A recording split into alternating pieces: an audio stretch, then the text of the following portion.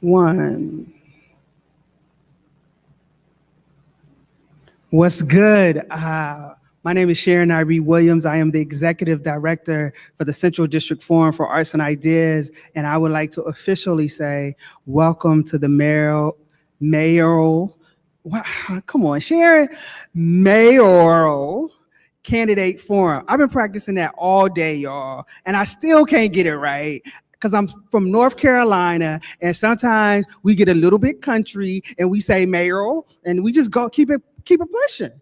But y'all want to be all fancy up here in Seattle and stuff and make me say things the correct way, but it's all good. Welcome. We are live at Langston Hughes Performing Arts Institute. Yes, we are live. We have a few people in the audience, but more importantly, we got the people that you want to hear from. So if you don't know about Langston Hughes Performing Arts Institute, the building is ran and operated by the Office of Arts and Culture. So we want to thank them for allowing us to be here today. But there are three organizations that run out of this building. The first is Langston, where the executive director is my friend Tim Lennon, and they are all about Black brilliance, presenting programs that bring out Black brilliance. Then we have the historic Central Area Arts and Cultural District, which I just so happen to be a chair of, and myself, along with my co-chair, Stephanie Johnson Tolliver, and we're about bringing and presenting the past, present, and future of what it means to be in the Central District when it comes to arts and culture. And then we have the Central District Forum for Arts and Ideas, where we present and produce Black cultural programs, where to us, Blackness is not a monolith. So, when we all open back up, I expect to see y'all here in this building, in the Central District, no doubt. So thank y'all for being here. We really do appreciate it. And we're gonna have a good time today, and you're gonna get a lot out of today's information and conversation. So I have to do my land acknowledgement. I want to acknowledge that we are on indigenous land. These are the traditional unceded territories of the Coast Salish people, specifically the Duwamish people. We honor the elders, past and present, thank them for their stewardship of this land. Much appreciation. I also would like to thank our sponsors. The coalition of sponsors and partners for this event includes an array of representative organizations across the city. Special thanks to UNESCO, Seattle City of Literature, the Seattle Arts Commission. They're dope. I used to be on that. Seattle Cultural Districts, they're dope because I know that. Specifically, Uptown Arts and Cultural Coalition, I love them. Uptown, not Queen Anne, Uptown, CD Forum, Inspire Washington, Hugo House, Jack Straw Cultural Center, and Arts Fund. Thank y'all all for believing in us and helping us put this event together. So now my job is to introduce to you a wonderful poet that we have coming to the stage. To welcome us into the conversation we have in this space, I want to introduce Ching-in Chen, this evening's poet in residence, who will be performing their work. Ching-in Chen is a genderqueer Chinese-American hybrid writer, community organizer, and teacher. They are author of The Heart's Traffic and Recombinant, as well as the chapbooks To Make Black Paper Sing and Kudaman for Ken, Information Retrieval for Monsters. They have received fellowships from Kudaman, Labda, Watering Hole, Cancerette, and Imagining America, among others. They are currently an assistant professor in the School of Interdisciplinary Arts and Sciences and the Masters of Fine Arts in Creative Writing and Poetics at the University of Washington, Bothell. Can you say fire? Can you say what? Can you say doing the daggone thing? Oh, heck yeah. Yo, bring it to the stage right now to drop some knowledge on you, Ching-in Chen.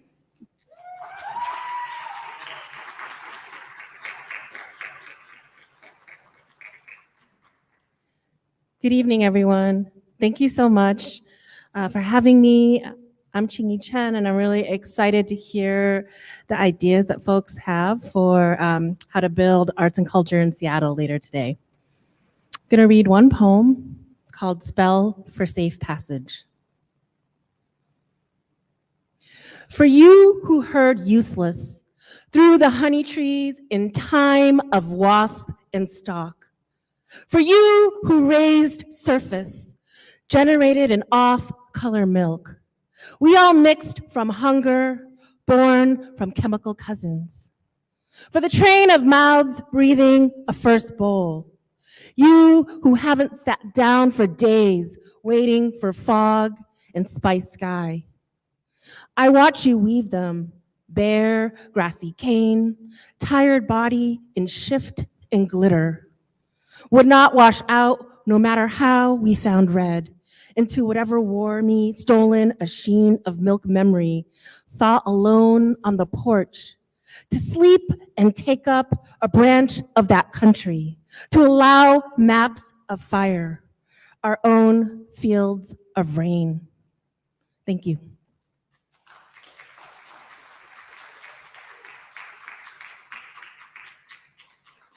Yo, thank you very much, Chingy, setting the stage for us. So I really loved introducing Chingy and getting to know Chingy better now that I've heard their work. But you know what? These next two people, the moderators that I get to introduce, ooh, y'all, ooh, I get all warm. Ooh, y'all know that they legends. Yo, they are legends. And I know them. They my friends. What? Yep, they my friends. I know them. I can call them anytime I want to.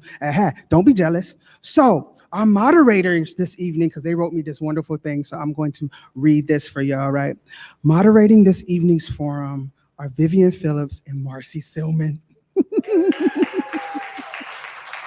Ooh, co-host of the new podcast, Doublexposure, which explores how culture and creativity shape our lives. Yo, this is how dope they are. I'm just going to drop this for you real quick. Listen up.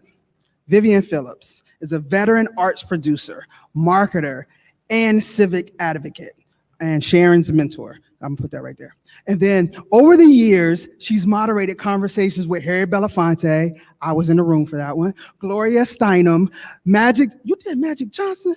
I wasn't there for that. Magic Johnson, Tahishi Coates, Ruby Bridges, and many others. Her passion for culture has led to partnerships with arts organizations on 5 continents. Yo, I have proof of that because let me tell you, I was in Cannes. I was at the Cannes Films Festival, minding my own business. I was like, hey, how you doing? They was like, fine. They said, where you from? I said, I'm from Seattle. They said, you know Vivian Phillips? What? I'm in France? Are you for real? Yeah, that happened. Real talk. Marcie Sillman is an award-winning radio journalist. Dope. For more than 3 decades, she has covered arts for Seattle's KUOW and NPR. She's also a rower, a knitter, a baker, and author of Out There, Jonathan Paretta's Life and Dance. Oh, thank you. You know what?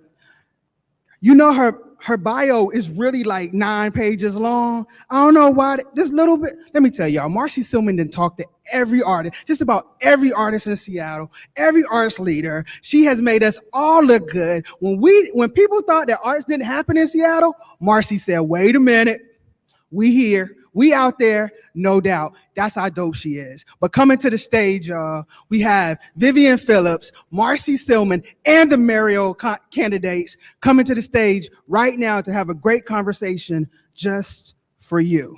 So I please welcome them to our space. Let's go. Come on down. And as they're coming to the stage, I just want to say that I would sing a song for y'all, but they might kick me out the building. But I just don't like dead air, and I just don't want y'all to just watch people walk. Come on now, come on down. Come on, take your places wherever you like to sit. They're so nice. Y'all know this is the first time they've all been together, right? So they might be a little shy. They're not shy at all. But anyway, we're happy to have them here, and y'all know it's so important to vote. So get out there and vote. You should have received your ballots because I've already received mine, and that is the truth. And as arts and culture folks, let me tell you, over the last 9 months, I've been on a task force for the city. It's so important for us to get involved and let our voices be heard because, oh, this is not my show. I'm sorry. I'm not a politician. I'm going to turn it over to the masters at this time. And I present to you Vivian Phillips and Marcie Sillman. Thank y'all. Somebody please get her a sedative of some sort. Okay, I think I'm on. All right, well, we want to say thank you and welcome. We're really pleased and appreciative of the organizers to have this opportunity to explore the significance of the arts and culture in the platforms each of the mayoral candidates is campaigning on. And tonight we have an opportunity to hear from the candidates, and we recognize that in this short time, we'll only have a chance to learn some, not all, of their plans for supporting the arts in our city. Now, you heard the whole list of organizers, and they solicited questions, and there were a lot of questions this evening. And we want to acknowledge off the bat that the time allotted tonight will not allow for every question to be explored or even posed. But if you're really interested, we encourage you, viewers, to refer to the questionnaire provided by the organizers and completed by all the candidates if you want additional information. And you can find that at seattlecityoflit.org/artsforum. You can also find additional information provided by the candidates at seattleartsvoterguide.com. And that was developed by students in the Seattle University program in arts leadership. We tried to cull from the provided long list of questions those that we thought would provide the best view for you on some of the most important issues that they would be directly impacting by the policies that they put forward as mayor. So these areas include livability, direct policy, and COVID recovery efforts. So we'll start with opening statements in response to the first question posed by Marcie. Okay, so we're gonna, I guess, we'll go clockwise, counterclockwise. We'll start at your end. And you're all gonna have the same question. So you ready? We want you to introduce yourselves, each of you, and very briefly tell us in what ways you think a vibrant arts and culture scene benefits a city like Seattle. Well, hello, I'm Donaldson Rivers. And you should pick up your microphones. You all have microphones under your chairs. Test. There you go. Much better. Hello, I'm Donaldson Rivers, candidate for mayor of Seattle, and I'm a former resident long time ago of Detroit, Michigan, Motown. So when it comes to performing arts, I'm all about that. I've been a singer worldwide, definitely been a performer with Black Nativity, with Pastor Patronell Wright. I like that program, Langlie, I think it is, a performing arts program. All those beautiful colors, that's unbelievable. Is how that's put together. We've traveled to Russia, China, Japan, Germany, Africa, all of West Africa. And the performing, if you've never seen African dance, you're missing something. To go into the tribal areas and watch the dances, the Latino Mexican horses dancing in the street. You got 15 seconds left. Thank you. And I'm glad to be here because it's exciting me. I'm like our moderator, opening moderator. I'm here to tell you Seattle's about to boom with the arts. I'm Donaldson Rivers. Thank you. Okay, good evening. My name is Jessyn Farrell. I am a candidate for mayor. Thank you so much for hosting us this evening. I am a saxophone player, having benefited from the real amazing legacy of jazz education in our community here. I'm also a poet, although that's a little something I keep to myself more often. So, to me, this is a real moment as we're emerging from COVID. Our arts community has struggled, and we need to really be supporting and leaning into support for the arts, because there's so many things that arts do to create a vibrant, livable, humane city. Number one, I think about the role arts play in healing from trauma, whether it is helping students as we come back to school, whether it is people who are suffering from violence. It is about telling the truth. Art helps us see things as they are, and in the political dialogue, that's especially important. And of course, there are the elements around economic vitality and livability. So those are a few things that are really important to me around the arts. Thank you. Yes, good afternoon, and thank you very much for hosting us today. James Donaldson, your candidate for the office of mayor here in Seattle. As a 40-year resident of Seattle, I've been around the Seattle arts and cultural scene forever. Matter of fact, if you consider sports as part of arts and culture, I was part of our great Seattle Supersonic teams back in the day. And arts and culture have a way of really adding to the vibrancy of a city. It just gives a color and a flavor to the life of a city. And we need to make sure that our arts and cultures stay intact. Seattle has had a long history, going back to the old great musicians and the Black entertainment neighborhoods way back in the day. So that's what Seattle can benefit from with our arts and culture. Thank you very much. Thank you. Well, thank you so much for being here tonight and hosting. I'm so honored to be with Marcie and Vivian and Sharon, real incredible heroes in this city. So delighted to be here. I'm Colleen Echohawk. I'm a role member of the Pawnee Nation of Oklahoma. I've lived here in Seattle now for over 24 years. I think this city is an incredible art city. It's something that I have been a part of and drawn to, and know that it is part of our recovery as we come out of COVID. I think I have three things that I think about our arts community as we come out of COVID, and one is economic opportunities. We know that for every dollar spent in the arts, $3 goes back to the neighborhood. That could be everything from dry cleaning to babysitting to parking. So this is an incredible opportunity to get people back into our downtown and get our downtown and our neighborhoods thriving. We also know that arts is healing. We've been through a really tough time. The COVID-19 was super hard, and then we had 4 years of Trump before that.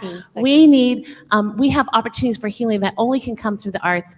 And finally, as we move our justice movement forward, we are in the middle of an incredible civil rights movement, and I'm excited to see our arts community contribute there as well.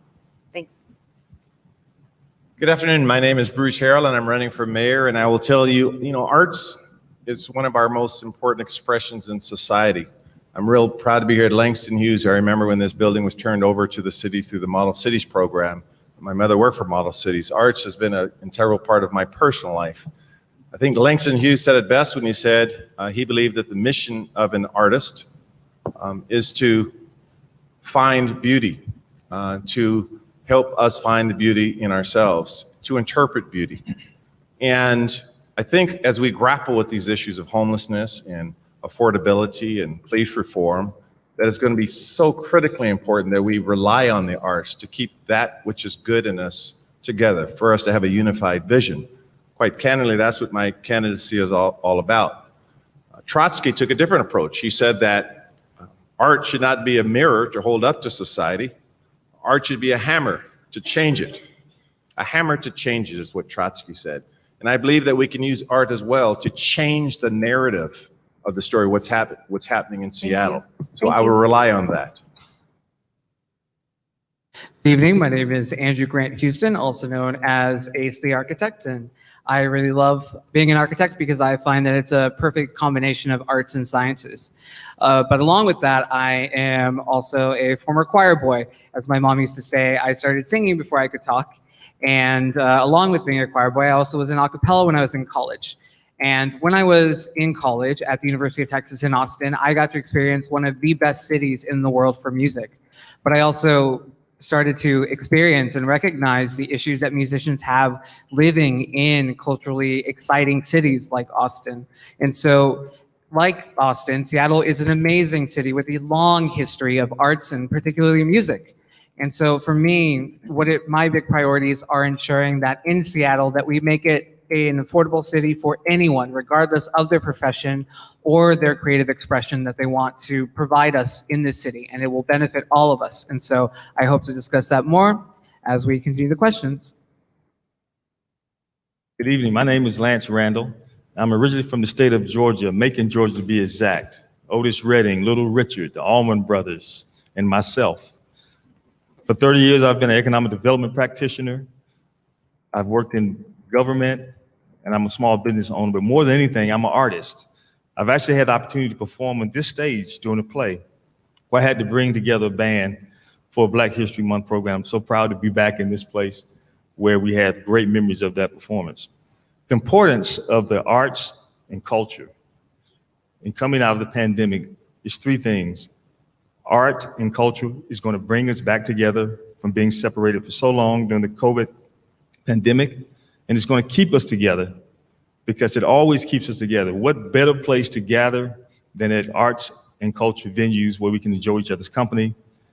And going forward, it's going to help us celebrate the fact that we survived this pandemic, and we're going to move forward singing, praising, and appreciating each other. That is what the arts and culture community has always done, and what it will continue to do here in Seattle with our rich history in arts and culture. And I'm looking forward to using my expertise, my experience, and my platform to show how important arts and culture is and how we need to invest more into it. Thanks, Lance. Thank you so much. We got to team up on you. We have to say it louder. Our job, there's so many of you, and we have a lot of questions, so we're. The colored cards. Yeah. Yep, there's colored cards right there. We're watching them. We are. So listen for our signals. All right. I'm Art Langlie. I am a lifelong Seattleite, and I'm running for mayor. Tough to come up with more synonyms to vibrancy and other words that we can use for this, but arts are critical to Seattle. I particularly have a high affinity for the arts, because of my name, of course, but I've spent a lifetime actually working in the arts since I think the 9th grade. I've been a huge music supporter, but I've also been on the corporate council for the arts, which then became Arts Fund, and I've worked in theaters around Seattle. I think that arts are something that bring everybody together, regardless of neighborhood, regardless of economic situation. We need to invest in that. And I have a nephew who is in the symphony, and I watched him for a year, not able to really enjoy and thrive in that environment, and try and struggle through what was a very difficult economic time for them. Thankfully, there was support out there for that level of artistry. But I think there's lower levels of artistry that have not received as much support, that we really need to make sure that we get the support too, so that we can continue to expand our support of the arts in Seattle. I'm looking forward to talking about the arts tonight. That's it. Time's up. Okay, so what I want to encourage you all to do is to think, when you're answering these questions, to think about it as if you are sitting in the mayor's office and having to answer these questions to one of your constituents, okay? So I just want to press you. Yes, James. Okay, all right. We'll make sure that you know. He's up high. Okay, great. All right. So again, think about answering these questions, because the people who are listening and people who are here are thinking about you all as their next leader. So we want you to really dig in and give us some good, specific, yet brief responses, okay? All right, so here, we're gonna move into the livability section. Livability is a critical and pressing issue, and it is absolutely no secret that Seattle is an expensive city to live in.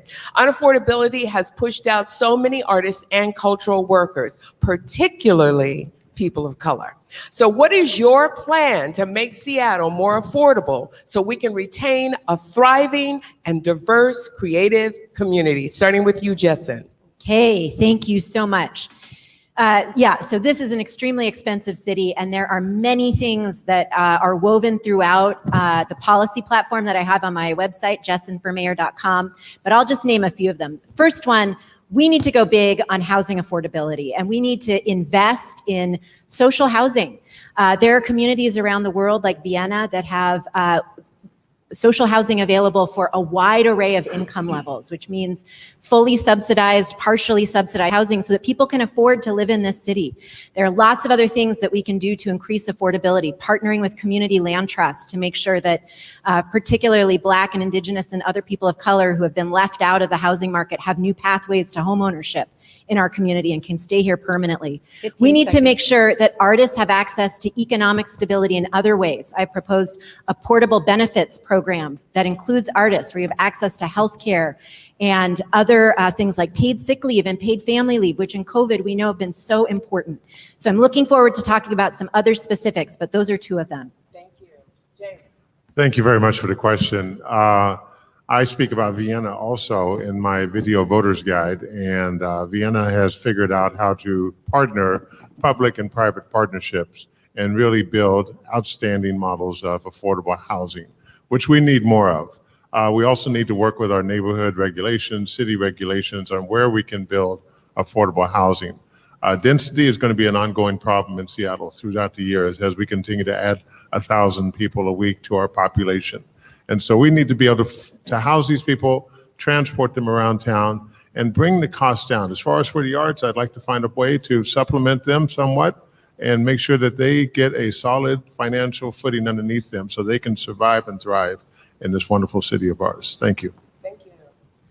You know, it was, I think 5 years ago that I was actually in this building with a community concert for the Native community to celebrate the funding of a brand new housing program that I have been able to build. And that's the kind of skills that I will bring to the city. I am proven in building housing, creating affordability within some of our communities that have been impacted the most by displacement and gentrification. So if I'm sitting in that mayor's office, what I'm thinking about is how do I invest in our artist community? The number one thing is I'm going to ask the artist community. I'm going to say, what is working? What is not working? Give me your ideas. I'm going to work with the Seattle Art Commission and other organizations to make sure that I fully understand. And then there's other things that I want to invite you to check out on our website.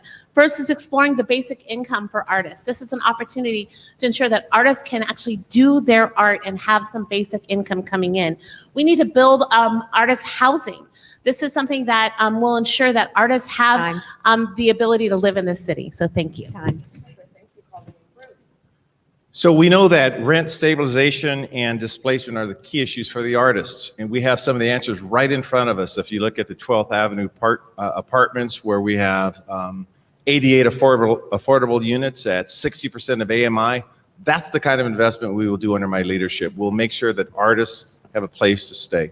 Our housing policies are very clear, following many of the 65 Holler recommendations, whether they are commercial linkage fees or incentive zoning. Those tools we'll use to make Seattle affordable. The other component of this is a commercial space for which artists can thrive and practice and display their artistic expression. Now, you don't have to be the mayor to do this stuff. I've been doing this stuff for years. The Royal Esquire Club is the largest performing center for African Americans. They were going out of business, and I wrote their strategic plan pro bono. I'm the chairman of the board, and we use that space for artistic expression, poetry, music, dance. Cultural preservation is a key component of my platform. Time.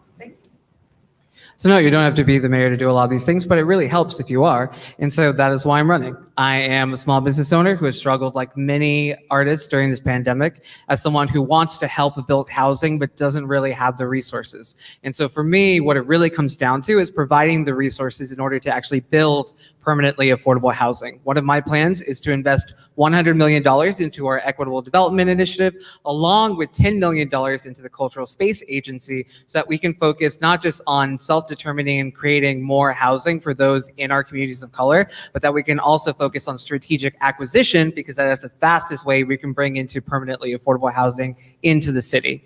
The other thing that I'm focused on is, of course, rent control, both commercial as well as residential, so that we can have a sense of stability and predictability as costs increase over time. And in that way, if someone can at least budget for those increases, it provides them some stability while they try and make it here in Seattle. So as a part of the artist community, I know exactly some of the things that need to happen. Number one, they need spaces to live in that's affordable, and they need spaces to do their work. Here's some specific things I'm looking to do. Incentivize developers to put more commercial space and make it available for art organizations, performances, and studios. Number two,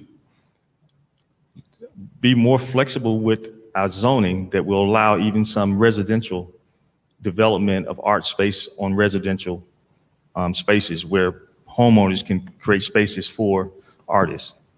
The third thing is to incentivize our music venues, where we give them some type of incentive against their property tax so they can keep the cost low for those who are renting these venues so that artists can perform. The key is to make sure that they have space to live and space to operate. And also, we need to make sure that we make investments to ensure that they're paid properly. They should be able to make a living being an artist. So as a contractor, I look around and I see what we're building right now. And my thought is that we really need to re-envision how we build housing and what kind of housing we build. I think we're building expensive housing that we don't necessarily need. And Seattle's been one of those cities that has re-envisioned things along the way. We've re-envisioned how taxis work. We've re-envisioned meal delivery and all kinds of things. Now's the time to really get a jump on this and envision what kind of a home different groups of people need. So I look at my son and know that he does not need a 1,200 square foot apartment with 2 bedrooms. He just needs about a 500 square foot room. Probably he can do a shared bathroom and a shared kitchen because most of his food comes from elsewhere. He's not making it. So I think we need to really understand the market that we're delivering to and then do it. We also really, I think we've done some good things in this town over the years, which is the 1% for arts in most projects has allowed for a lot of public art. But I think we've got a lot of public art now. So I'd like to see if we didn't have 1% toward performing arts for spaces for that kind of thing, so that we're able to afford greater spaces for artists to use. Thank you. We used to do commercials. One you might remember, Day-O, one day say-O, Bon Marché. And I remember those commercials, and I've done some acting. I'm in the Actors Guild. Now I'm receiving $5,000 to $8,000 per movie. But I did a movie with Kobe Maguire called The Details. And I also remember around here performing with Pastor Wright, different gigs that she would get us. Wasn't enough pay, but we still love performing, so we did what we could. I'm looking to develop new streams of revenue for artists and making sure that performances get more funding. I look forward to working with realtors, commercial, the community, elected officials, mega housing, and all the areas we can. I know artists like the loft space too, so I'm looking to make sure we increase those. We're going to work on this to make it happen. Thank you. Thank you. We're going to pick up on something that Andrew mentioned, and we'll continue, not just because you mentioned it, but we were thinking on your wavelength here.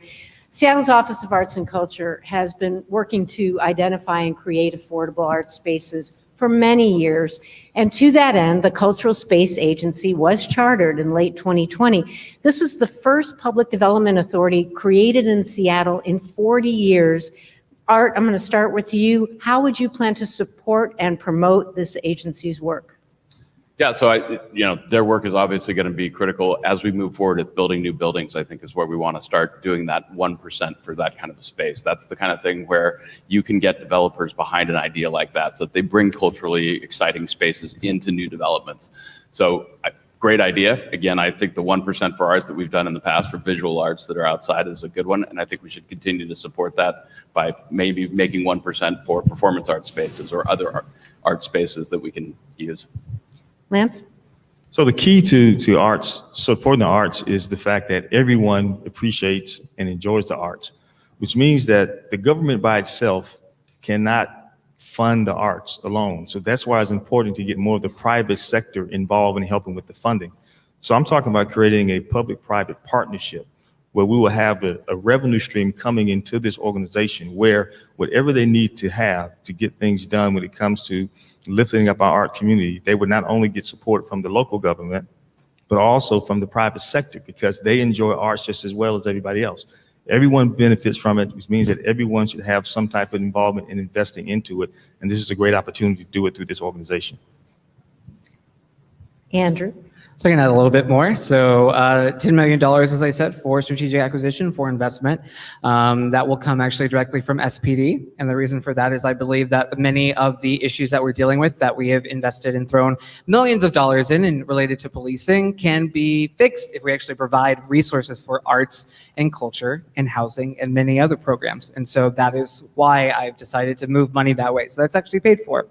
The other thing that I will touch upon is that I believe that for anything like density and like our neighborhoods are so exciting, that comes from the aspect of mixed use. And so something I'm really interested in doing is mixing cultural spaces with libraries, creating more libraries, mixing cultural spaces with housing. And in that way, having that direct investment, those direct communities, and that captive audience for many of the artists that would be in that space to be thriving together. Thank you. Bruce? So, great question, by the way. So the county program for culture is a great program, and you may recall they put in around $30 million of recent funds to support the arts community, as did the city of Seattle, putting in $10 million. What you're going to see under my administration is a stronger tie, a stronger nexus between the county and the city regarding these efforts. We need to work together to support the one community. And so a silo approach is not going to be effective for me, at least. The other piece of this is I will have a cabinet level position that will be dedicated to finding all state and federal funds. You realize that under the ARPA Act and other funds will be available. I think our society are realizing the importance of arts. So I want to chase down every possible dollar. Lastly, as Lance said, the philanthropic community steps up. When we saved the Esquire Club, we had to come up with hundreds of thousands of dollars. We didn't use one governmental dollar. I literally made an ask to people, and we named all of the places that went out of business in Seattle. Time. Boy, that time goes by fast, I'll tell you. Harsh, we're harsh. You know, I think that we're still trying to understand the impact of the Cultural Space Agency. It is so new and it is so exciting. I was honored to be on the very first committee that started thinking about this over 2 years ago. And it truly is historic and groundbreaking for our community. I think it's something we should all be very proud of. It is a PDA, so we do have the opportunity to really fund that through the city, give it the support. I've sat on other PDA boards, and I know that the city can offer a lot of support if directed. And as mayor, I will direct funding and support from the city through the Office of Arts and Culture to make sure that this cultural agency really takes off and shows the rest of the country what we can do with cultural space. Let's be clear that we are on Indigenous land right now where we do not give Indigenous community places to actually practice arts and culture and express themselves. You know, I've sat on the Pioneer Square Preservation Board and other preservation boards here, but we don't have anything for Coast Salish communities. I'm excited about Cultural Space Agency. Thank you. You know, the arts and cultural world is made up of two different worlds. One, the folks who have the attendees to the events, the affluent, the philanthropic folks, and the starving artists who are hoping to stay in business and would be more likely than not, as Donovan mentioned, perform anyway, whether the money came in or not. So that's the scenario that we have to work with. As mayor, I would make sure we have a department in my office that is working with our arts and culture, that is turning over every stone to find funding, grants, and what have you from the federal government, state government, and turn some of our commercial spaces before they fill in downtown, which I doubt if they ever will fill in totally, into some of our art spaces for our performing artists. Thank you. As a former state legislator, I know how often the arts, falls to the bottom as a priority. And so I have three very specific ideas for how we vastly increase funding for arts infrastructure and funding for the programming that goes with that. So number one, as we are transitioning to a green economy, we need to think about art as part of that economy because the creation of art is inherently low carbon. And so as we are taxing carbon, the state has a new cap and trade program. We need to be looking at funding art spaces and arts programming as part of those things. Secondly, I mentioned talking about trauma and healing, and that we need to be using art both in schools and partnering with community organizations. So that means both looking at our public safety funding and shifting funding that way, but it also means our next families and education funding. We do some education funding, but we need to be funding arts education in a much more robust way. Thank you. You know, a lot of homeless people end up with mental problems, and art is an area that they go to, and they live in that area, and it helps them to sustain themselves. I've been in the art space building. Brilliant idea. I'm looking forward to work with artists and make those things happen. I developed a program called the 3 Ls: listening, learning, and then leading. We need to listen to the artists. I want to talk to them. I want to know what they feel. I want to know how they bleed, how they breathe with such little money. So I would definitely be working with them and getting their ideas, developing those ideas, and then I have a big thing for you: a performance art high school, developing one of those where all of our young people and young rappers and everybody can go to, and not a lot of cost. That's Donnell Rivers, remember that. All right, well, listen, I hope you folks who are listening, watching are making note of these proclamations. I heard some really interesting commitments. And I know I will be trying to hold you all accountable, so I hope everybody else is making note. All right, so San Francisco has adopted a program that will provide a living wage to artists. We heard a lot about Vienna. I want to talk about what's happening stateside. So what do you consider a living wage here in Seattle? And would you support a program that's similar to the one in San Francisco? And let me see here, eeny, meeny, and I'm going to start with Lance. Well, yeah, I support any type of program that support artists. Being an artist, and I performed before, there's no worse feeling than to perform, and then they either don't pay you or they don't pay you what they're supposed to pay you.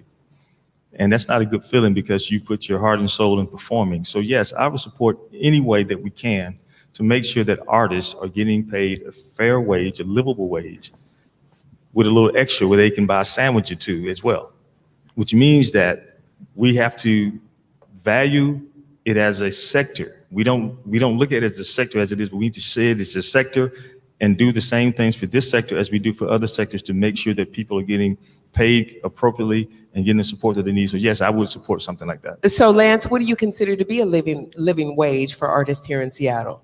Well, that depends on. No. Well, what I'm saying is this: artists, they have different needs and desires. It depends on how they want to live. Some may say, I only need this much. Some may say, I want this. But whatever their desire is, we need to make sure that we help them reach that desire. Okay, I'm just going to reiterate that. I want everybody to share with us, what do you consider to be a living wage here in Seattle? We know what the minimum wage is, so what do you consider to be a living wage? I'm going to give you one shot. Give me a number. Let's see now. Do you want to buy the No influence over here. You give it to me straight like you want to deliver it. Well, what's a living wage? Whatever the artist asks for, that's the living wage. Okay, fine. Andrew, that's fine. So the living wage in Seattle is $80,000 a month, and I know about How much? this. Oh, sorry, a year, Oh, 80,000 okay. a year. I don't make that. I'm sorry. I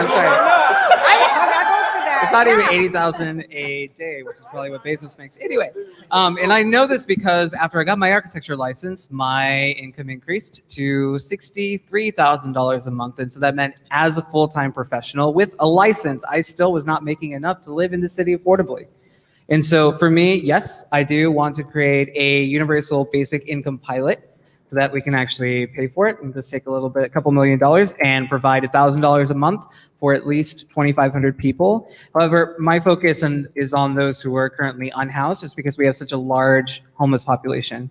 That being said, when it comes to artists, what I'm really focused on is affordable housing. And so in that way, trying to establish and acquire as much affordable housing, permanently affordable housing as possible. Along with that, I do want to increase the minimum wage, and I have a plan to increase the minimum wage by $23 by 2025. Thank you. I'm so caught up on the right answer on the living wage. Okay, wait. All right. And I just want a real answer here.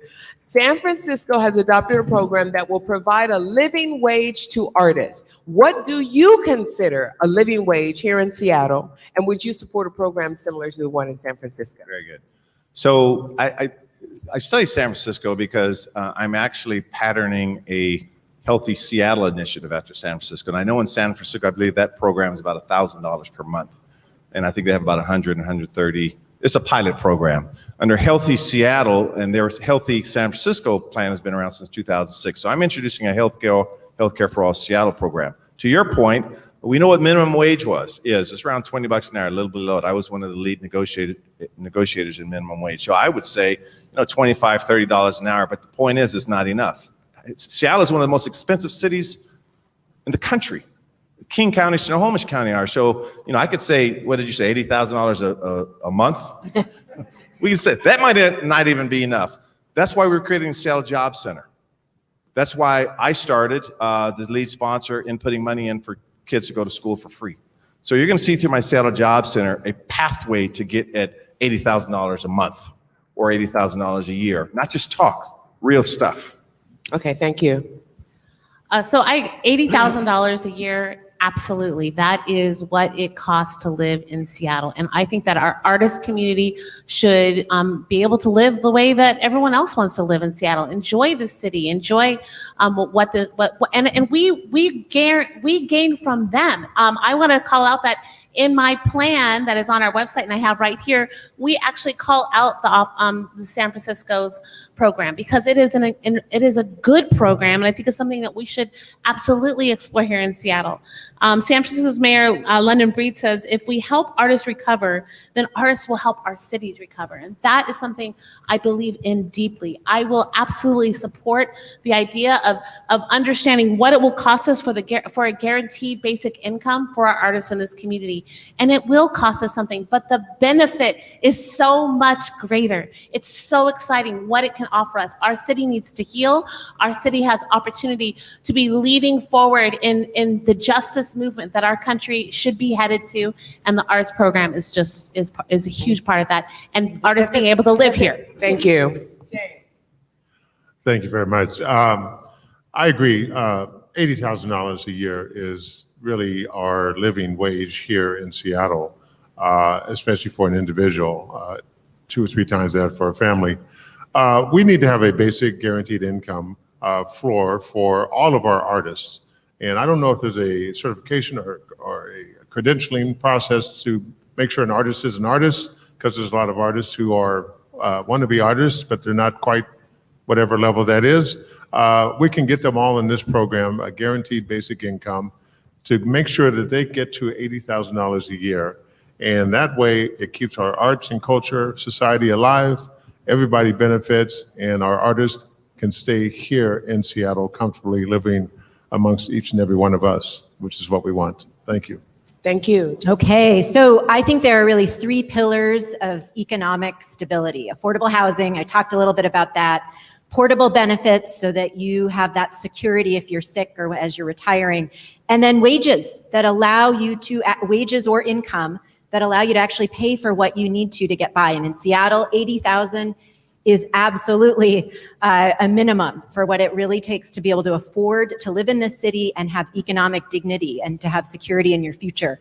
That's why that's a high number, and that's compared to, our current minimum wage, right? And so the question is, how do we actually pay for that? I support San Francisco's program, but it's small. There are not a lot of artists who actually get to participate in that program. And so that's why I identified 3, particularly with carbon and carbon fees, a non-traditional funding source for the arts.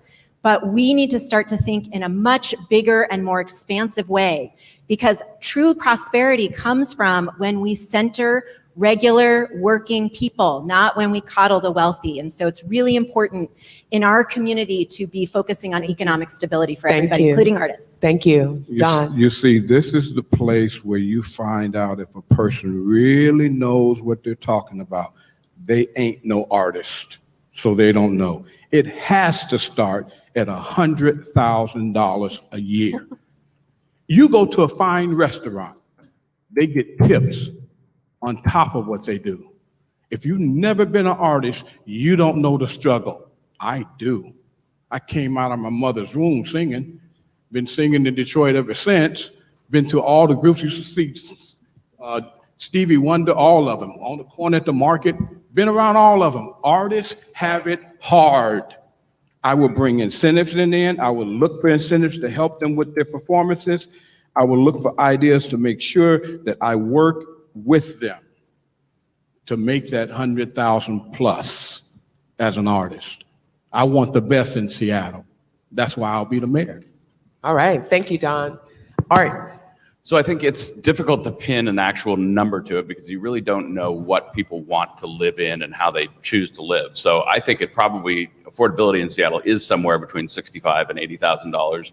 Again, depending on what you live in and what expenses you decide that you're going to have. I am interested in basic income levels and those pilot programs that are going on around the country. There's a lot of them, and I think that some of them may have some benefit. It's clear that we need our artists to be able to live in the city and be able to be part of our culture. I've been really excited by this guy playing the piano down in front of the Pike Place Market lately. I don't know if you've seen this guy. He's down there collecting tons of tips, and he's a vibrant part of the recovery down there. And so that just excites me even more to have more people on the street doing art.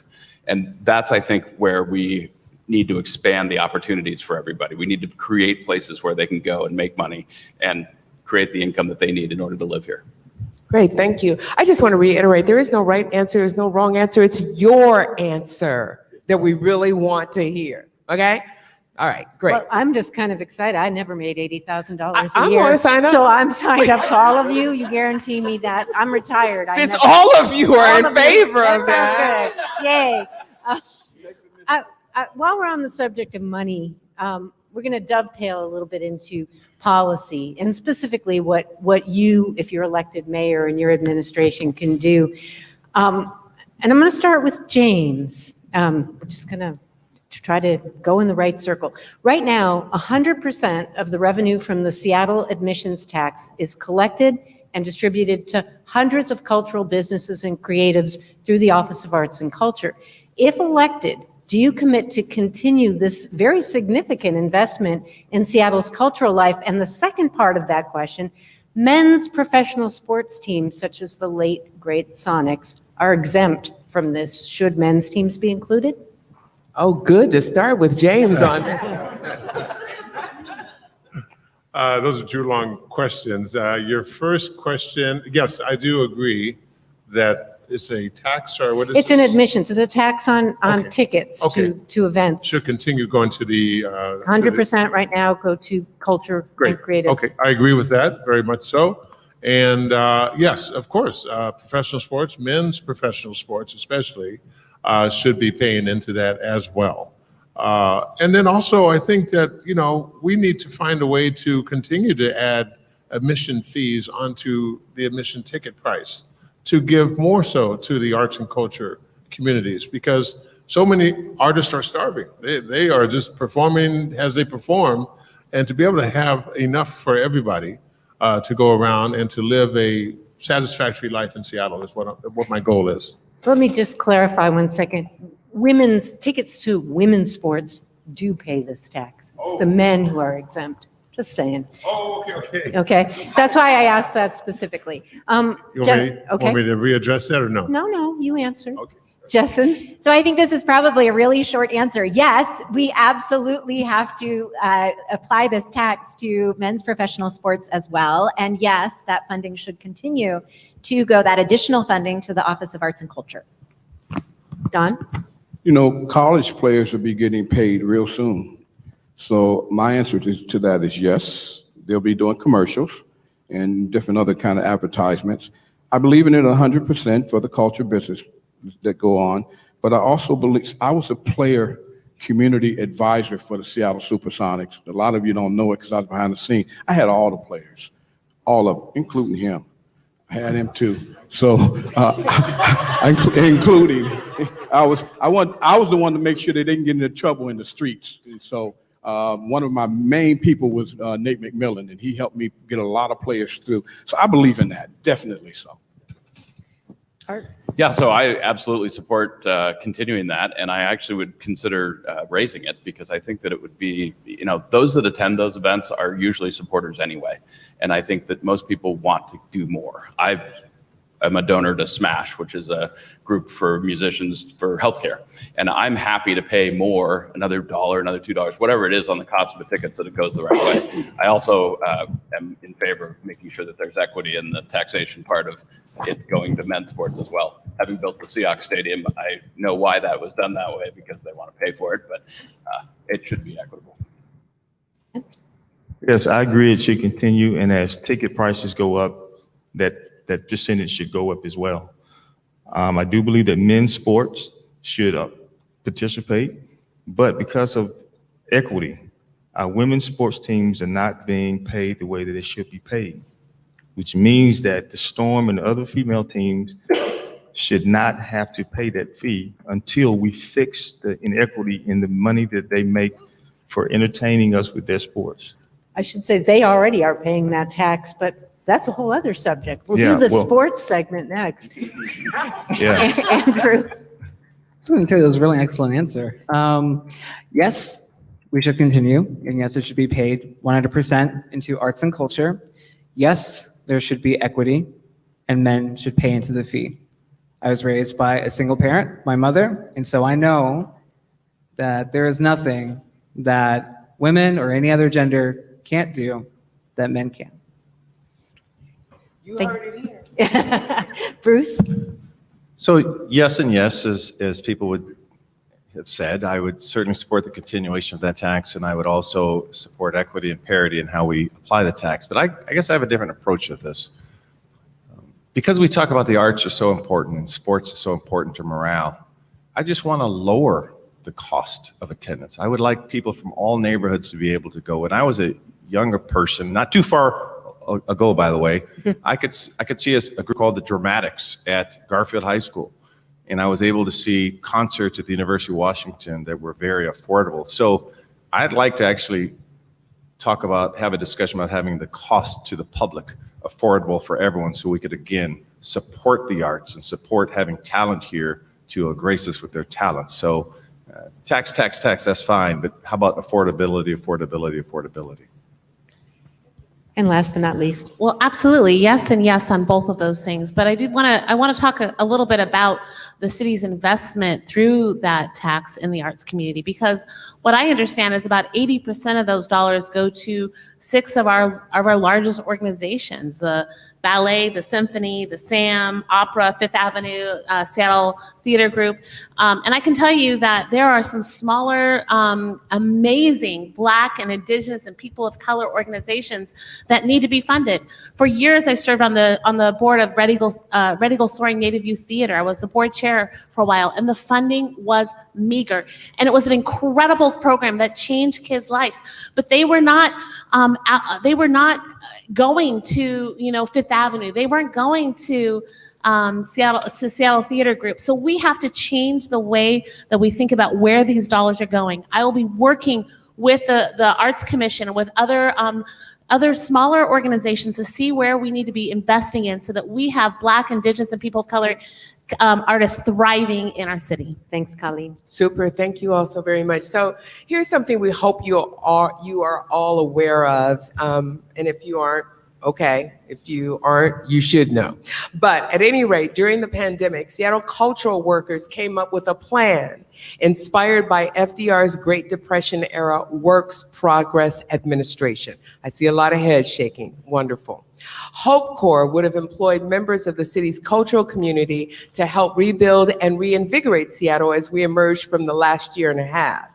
Although other cities picked up the idea and ran with it, Seattle leaders did not. Do you see value in this kind of WPA style program? And if so, what would you do to implement it? Let's start with Colleen. Thank you. Well, this is actually also on my plan that you can see on my website. Yes, I will launch Hope Corps. I will ensure that it's fully funded and that we see this as part of the healing of our community. This kind of investment will ensure that as we come out of the pandemic, that atrocities that were already there before the pandemic, that we are seeing them, that we are lifting them up, and we are committed to the changes that can come. I believe that the artist community is the way that we will see that. This is the way that we can move forward, that shows that we are living out our values as a city that believes in equity, that believes in justice. And as we come out of this pandemic, we absolutely have to have an artist community that is thriving and moving, and I am absolutely behind the Hope Corps and will support it fully. Thank you. Thank you so much. James? Yes, with all the social and racial and cultural stresses and tensions we have going on in society, arts is one of the best ways to have a community heal, to come together, to put all those problems and issues behind them, come together as common people and common community, and really enjoy what they're watching and having performed in front of them. I would definitely make sure that our office of mayor is continuing to support these programs to the fullest, fund them to the fullest, and encourage our communities to get out there and be part of that as well. I do a lot of work with mental health issues right now, and our next pandemic coming after this one will be one of mental health challenges. And so arts will be one of the best ways for us to heal our community and our beloved city here. Thank you. Thank you, James. Jessyn. Thank you. I am so supportive of this idea, and actually the idea of using carbon fees and funding was inspired by the New Deal and the Green New Deal, and this thought that part of what happened in the 1930s was this big investment in artists. And as we're thinking about, transforming our economy, using things like carbon fees should be a part of how we actually get to being able to fund artists to, document, to tell truths that are about, deeply held cultural stories, to create a vital economy. Again, I talked about how the economy works, which is when people have money in their pockets to spend. That includes artists. So again, to me, this is a really great program that we need to fund. I think there are great ideas for how we can fund it, and it just provides a mechanism for healing and thriving and really being the Seattle that we want to be. So this is an important piece of that. Super, thank you, Don. Yes, I believe in the program 100%. It is going to be exciting to see all the work that Mayor Jenny Durkin and her staff has really had to do, and a lot of folk ain't talking about. Everybody want to beat up on everybody, but Bruce said something the other day about colleagues and working with people. We can have our differences, but we still have to save Seattle. And these programs are vital. They're very important.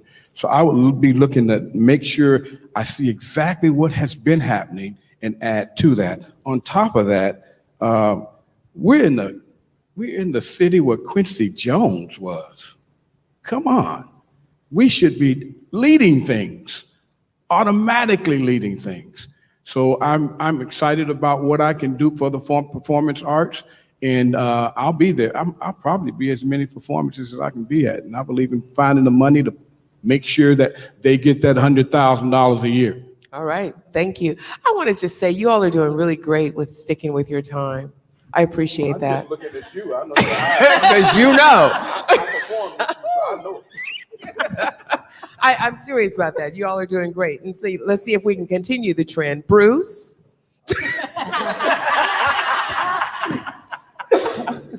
So I think the short answer is leadership, vision, creativity, or lack thereof. Look what New York City did. It launched, I believe, a $25 million initiative for the arts to put artists back to work, creating real jobs, thousands of jobs. You'll see that, quite candidly, when I used to be in office, I used to ask my staff, how can we make history? What can we do that no one else is doing that makes sense? And that's what a mayor does. They look around the country, they look around the world for best practices. If we're going to support our arts community, let's find out what makes sense. And so that was, I think, just a missed opportunity that Seattle had, and we won't want to miss those opportunities in the future to support our arts community. That's why I talk about a cabinet level position to protect the community. It's that critical to the success and the narrative, the song of the city that I will lead. Thank you so much. Andrew? So I think this story really gets at one of the biggest reasons why I'm running right now, which is the Seattle process. A process where we listen to community, we really hear the words, they meet with council members, they talk, and then they create another commission to talk a little bit more and maybe come up with some details, maybe come up with a plan, and then we talk about it again, and then there's a committee meeting, and we talked about that in public, but no, it doesn't really go anywhere. And so I am running now as mayor because the mayor is the one who sets the agenda and sets the initial budget. And this is an excellent program that we need to fund.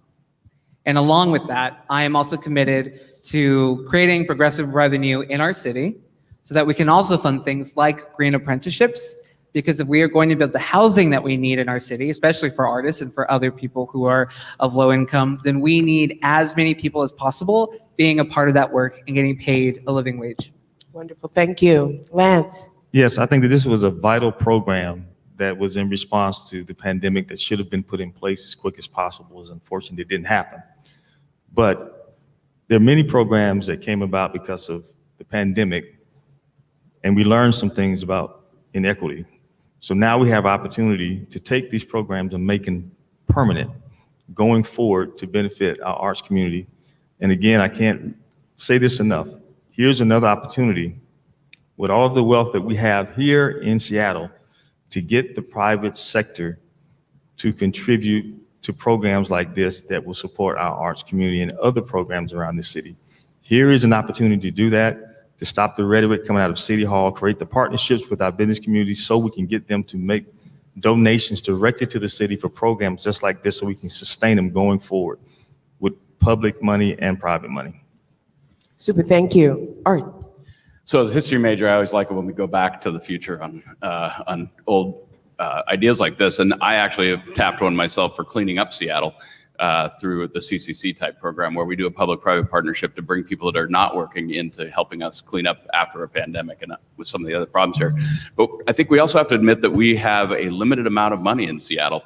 We've talked about spending a lot of money on a lot of things, and I really believe we do need public-private partnerships in order to partner with organizations and industry and people in order to support these things. I've also offered up, I think in your questionnaire actually, something that I like to call Arts Bucks, which is trying to get people to go downtown or other in communities, taproot theaters out by my house, and spend those dollars so that those places are up and running and actually making money and able to pay people. Awesome, thank you. Was that everybody? Everybody? I think everybody answered that Everybody question. answered that, cool. Yeah, great, Well, thank you. Here's a law that actually does exist. Seattle was a pioneer in 1973, passed a 1% for arts ordinance, sets aside right now 1% of capital improvement project budgets to commission, purchase, and install artworks, also design work, in a variety of public settings. First of all, do commit to maintain the law, and beyond that, how could this groundbreaking program evolve to integrate arts and culture into policy conversations and decision-making across the board beyond culture? Bruce, I want to start with you. Certainly, I agree to continue. That was brilliant policy coming out of City Hall to look at capital projects and earmark funds. I think that one of the things we're not talking about a lot is the why. The why are arts so important? Because I believe that you could reach youth through our arts, and so we could talk about now not so much as a tool for the sake of art, but a tool to reach youth when we look at youth violence, youth empowerment. So the investment strategy becomes that. I always tell major businesses, why do you use women and minority-owned businesses?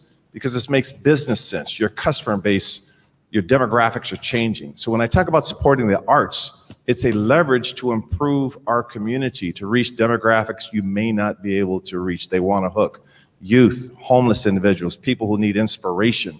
I said earlier during my introduction that art saved my life because I was trying to find a philosophy to help me navigate through the streets of Seattle.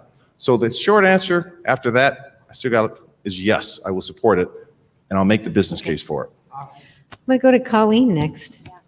Well, gotta use the mic. Yeah, use the mic. My plan actually does call for continuing the 1% for public art, but also redesigning it and re-understanding the impact. You know, right now, when you build a project, there goes my plan. When you build a project, some folks don't really understand it or don't know. They just use it as like, oh, I got to do this, and they throw up some kind of sculpture. You actually can use it for performing arts if you wanted. You can do all kinds of things with it, but but it benefits the buildings and not the artist. And so we need to have some balance there. My plan also calls for ensuring that we have an artist seat at every single commission in the city. That will help us make sure that 1% for art is actually going back to artists, supporting them so that they can continue to create brilliant art that brings healing and joy and celebration to our city. So I'm absolutely behind the 1%. I think it's just one of those opportunities for us to continue to evolve the program, make sure it's centered in equity and justice for our community. Andrew.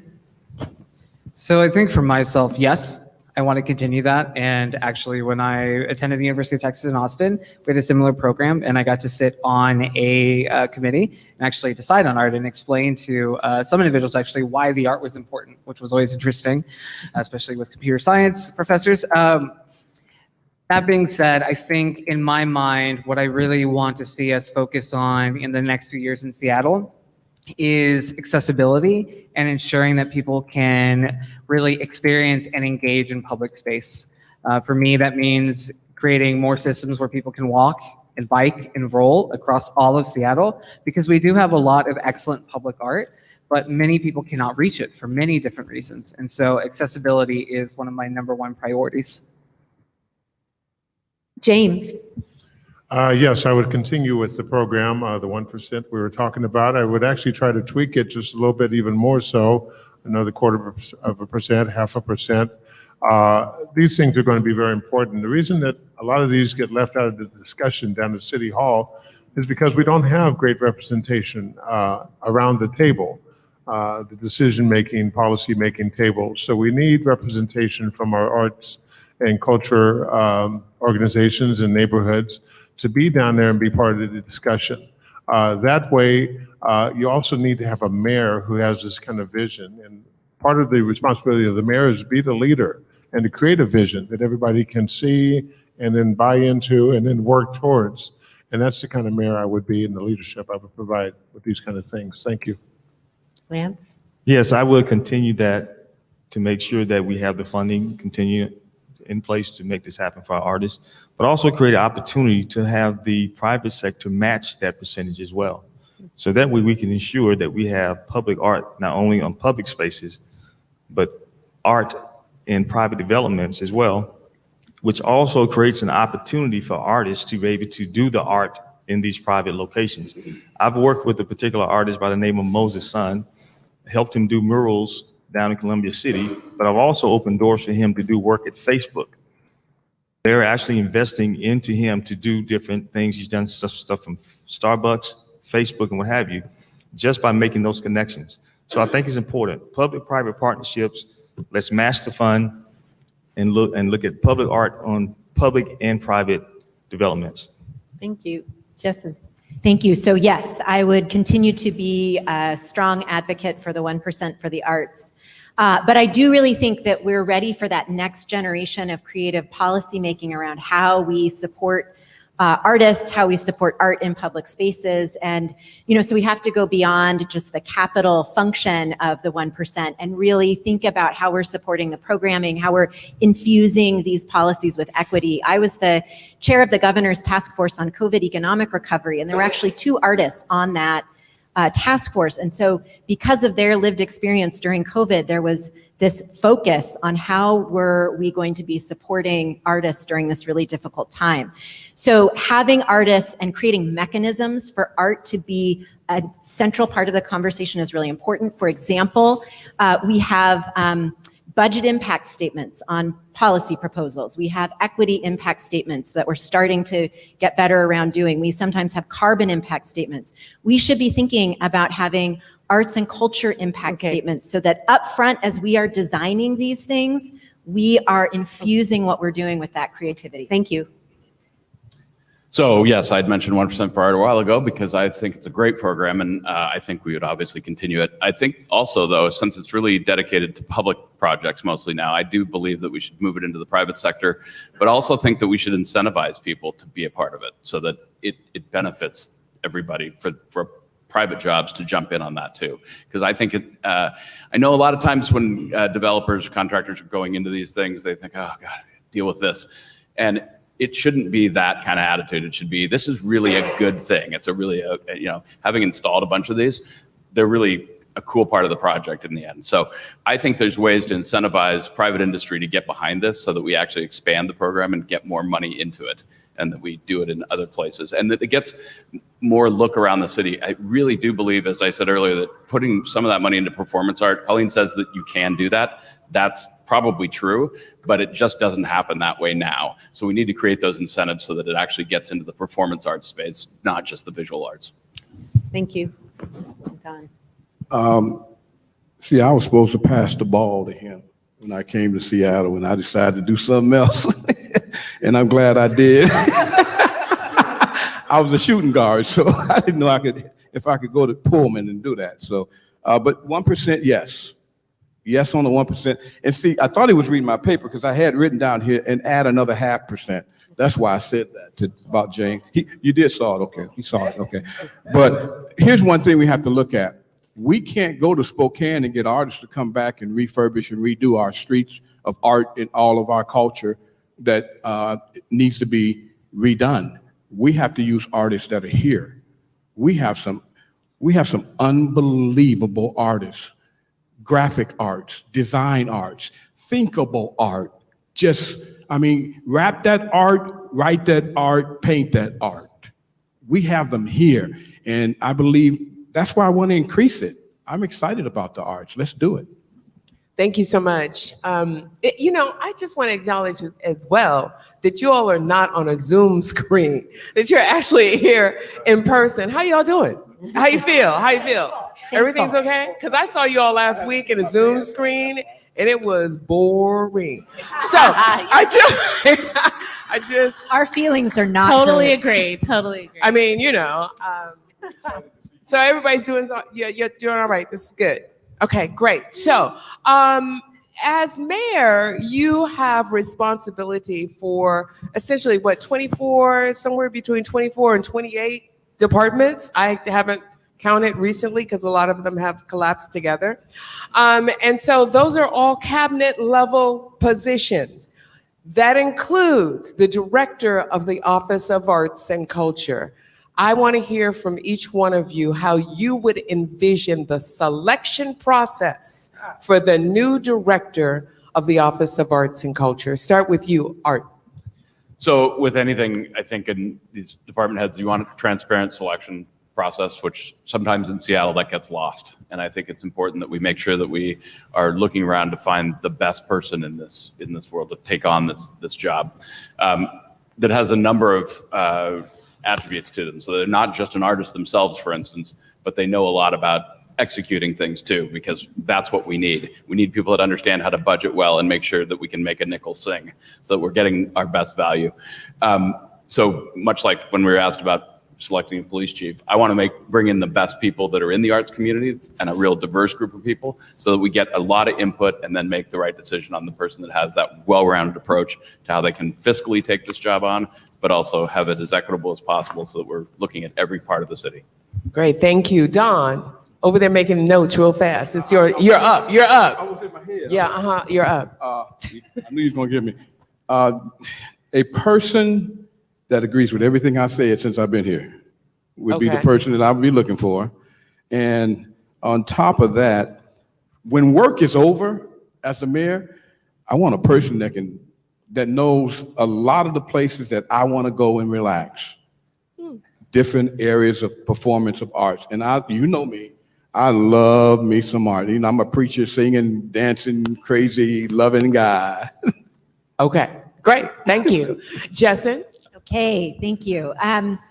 So I think one of for any leader of a department right now, I think one of the core challenges for city government is to, on the one hand, be able to respond and transform that department so that it works for particularly people who have been left out of institutions in our community. Black, Indigenous, people of color, low income, people with disabilities, people who are not housed. So having that ability to really work within an institution and be receptive and have the skill set to then continue the transformation of the institution. Because at this moment, we're in a place where there is a real lack of trust in government. Sometimes government systems perpetuate real harm. And so to me, particularly the Office of Arts and Culture, that skill set really matters. That's something that I'll be looking at across departments, but I think in that situation, it matters as well. And then what I will say is, again, infusing our policymaking, not just within arts and culture, but across that. Thank you. James, go right to you. Yeah, I've never had an issue admitting when I don't know something. And when I'm trying to identify the best person for this cabinet position, I would bring together a committee, very diverse, representing every demographic in our city, and make sure that they all have some say in who the next director will be for this department.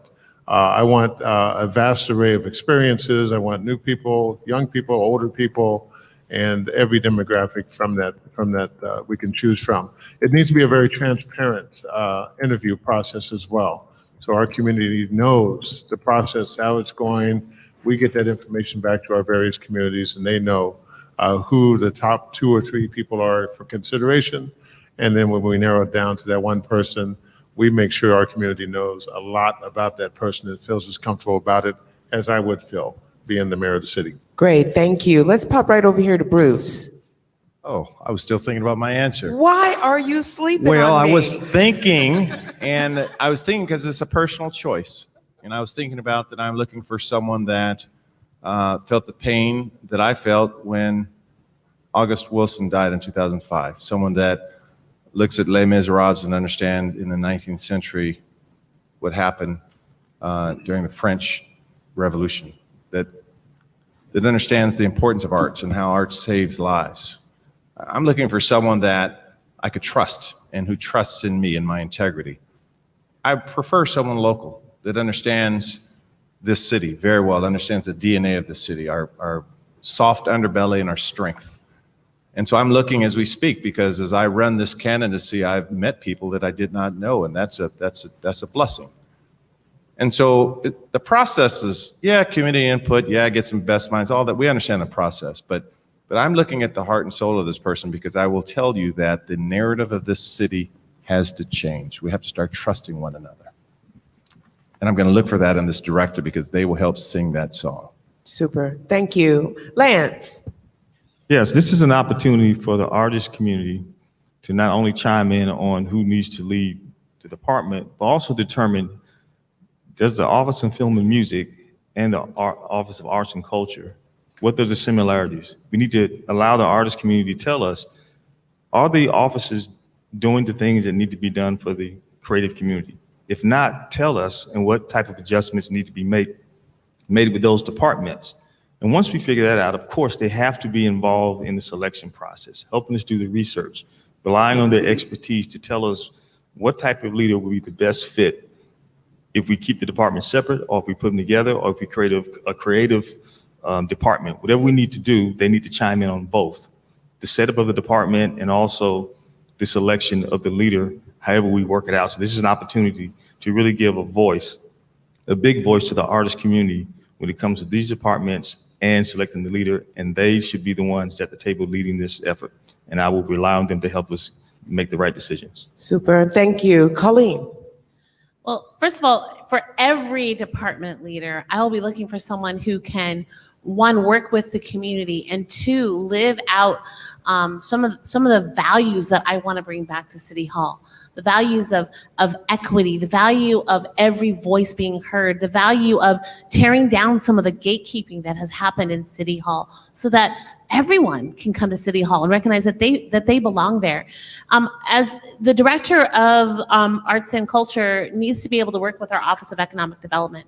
That's going to be something I'm going to be thinking about and wanting to understand. I already mentioned earlier that we know that as we come out of COVID, that the impact the arts community has on our business community is huge. And I want that director to be able to work with our Office of Economic Development and plan and make sure we're coming through strong. I'll also look for the leadership of the Seattle Arts Commission to help lead the process. I think that they have the skills. There's already a great committee right there, and we need to get it done quickly and make sure that we have an equity lens. Finally, I want someone who's bold in their approach and how we're going to redistribute some of these funds. All right, thank you. And finally, Andrew. So in terms of the process, I really would start with setting out some ideals for individuals and then getting those recommendations from the community.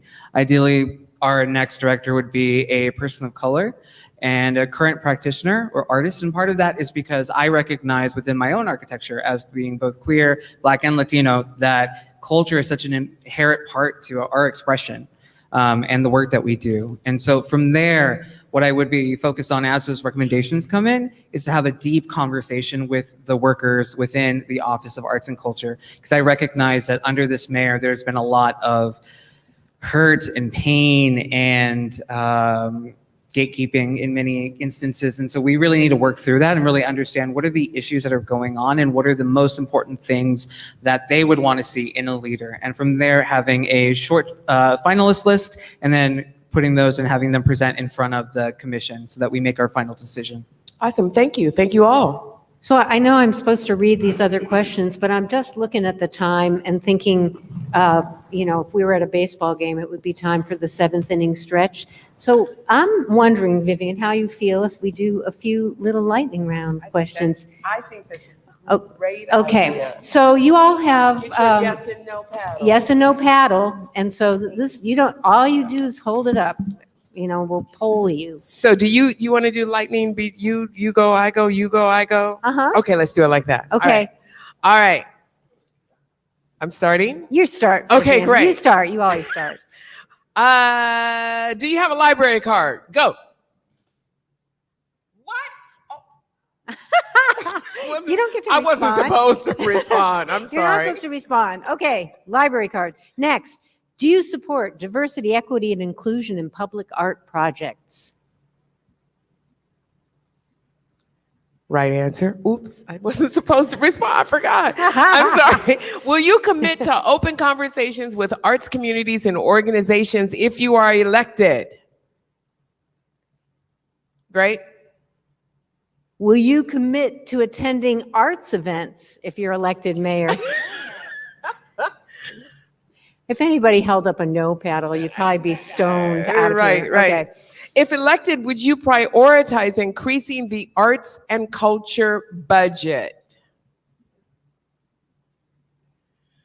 Okay. I like this. You're taping this, right? So we have this on the record. All right. And lastly, in this little lightning round, have you ever purchased any work of art, a book, a painting, concert ticket from a local artist? Local. Oh, thank you very much. All right, there you have it. All right. That was the fun. The fun Okay, is over now we're going now. back. Now we're going Back to business. All right, so you're up. I'm up here? Yep. We're going up here? Yep. Okay. In 2017, and this is a nod to our organizers tonight, Seattle was designated a UNESCO City of Literature. As mayor, how would you envision collaborating with leaders and members of this group to further elevate Seattle's position as a city of literature? We got a lot of writers here. Andrew, let's start with you. Sweet. Awesome. Okay, so I have a plan specifically for this, which is to expand the number of libraries and mediatheks that we have in the entire city, ideally having one in each neighborhood. And part of the reason for that is recognizing that we are a UNESCO City of Literature. And if we are going to become a place that is a tech hub in the future, we need to be providing more resources for the community at all levels. And part of why I say mediatheks as opposed to just libraries is that I think with this, we should also start providing some new spaces in our libraries, which would include either rental space for people to be able to actually perform or practice music, along with having other types of media outside of just books. Thanks. Jessyn.